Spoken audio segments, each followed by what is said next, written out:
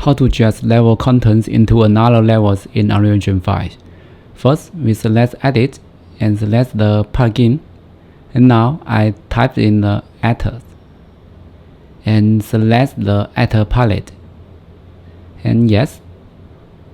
And restart now. And we coming back. Here we select the tools and select the actor palette. Select the actor palette 1. And now you can choose level and open level. And here you can select the levels.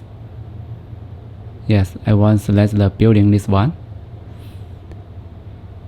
And here you can see the objects is here, and I select it, adjust to another one.